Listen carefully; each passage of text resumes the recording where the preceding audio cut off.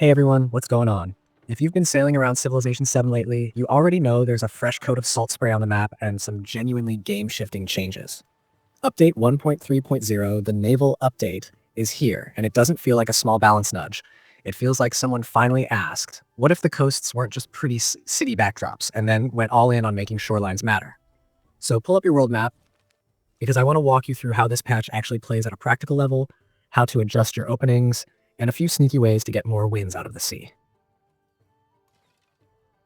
First impression the moment you settle near water is that the coast is no longer a consolation prize. The harbor line gives you something meaningful to plan around, not just build because it's there. Think of it as the anchor point that makes coastal economies feel coherent, a hub for trade, a staging ground for fleets, and a reason to push population toward the shoreline. If you were in the habit of placing your first few cities inland for production security, this is the patch that tempts you to plant a capital or second city by a bay. Not because it's risky fun, but because the payoff is real.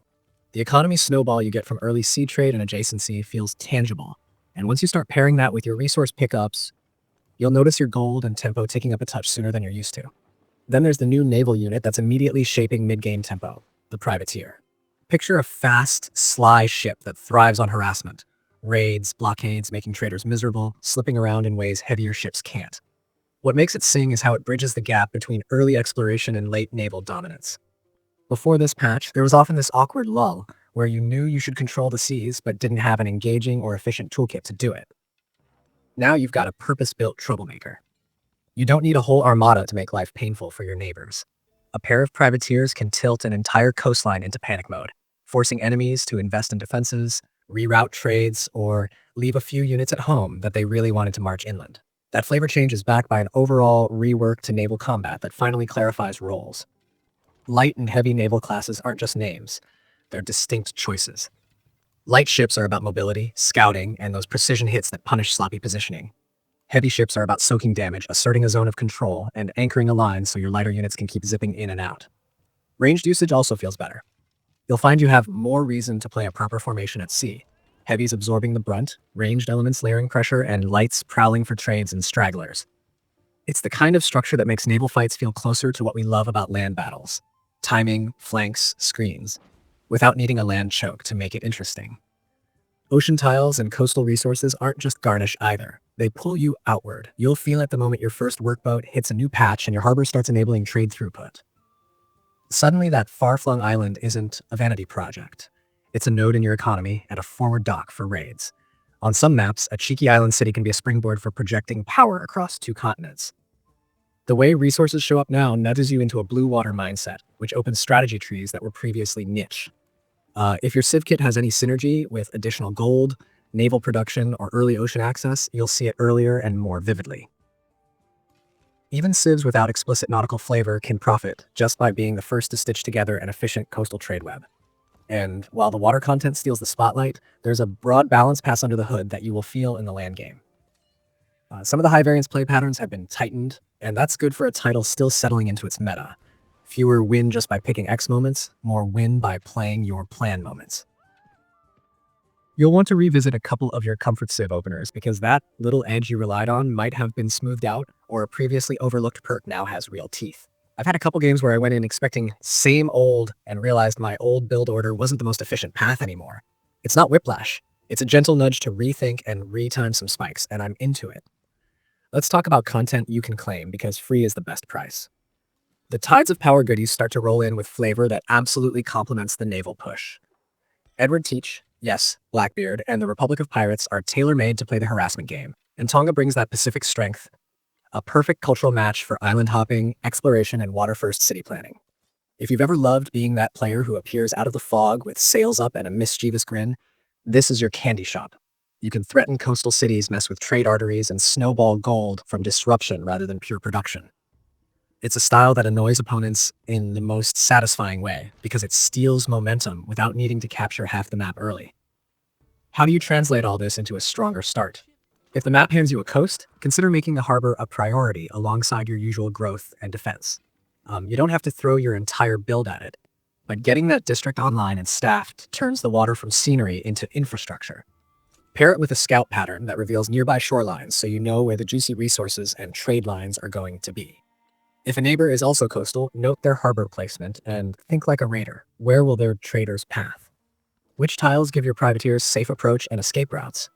On water maps, your rush timing might be a pair of privateers instead of the classic horseman swarm. It won't topple capitals by itself, but it will shred their economy while your land army sets up the decisive punch. City placement is worth a reevaluation. Previously, I'd sometimes settle one tile inland to avoid melee embark headaches or to stack land adjacency. Now I find myself hugging bays and peninsulas to maximize both harbor utility and control of sea lanes. As soon as you have two coastal cities feeding trade in a modest dockyard fleet, you feel like a regional power. Throw in a lighthouse effect equivalent and you're suddenly not just richer, you're mobile. Movement on water is tempo, and tempo is pressure. Use it. Get vision, place forward sea units, keep your opponent's coastal expansions honest. If they're still thinking of the sea as a late-game afterthought, you can lock them out of key islands and resources without needing to fight a massive, messy land war. Let's say you're facing someone who also embraced the patch. You're both cruising with harbors and prepping ships. This is where formations and timing actually matter. Put your heavy ships on the line between your core coastal cities and the enemy approach. Keep your ranged vessels tucked just behind, ready to focus fire anything that overextends. Then send your privateers around the edge to chew on traders and force a split. Opponents who chase the raiders leave openings in their main line. Opponents who ignore them hemorrhage gold. Either way, you win the trade, and always mind your retreat lines. Naval fights punish the overzealous. If you ever feel like your fleet has to through a narrow channel without vision, slow down, scout with a light unit first, and let the enemy reveal their setup. You'll take far fewer bad fights just by respecting fog and maintaining a screen. If you're a land supremacist and this all sounds like a distraction, here's why it still matters to you.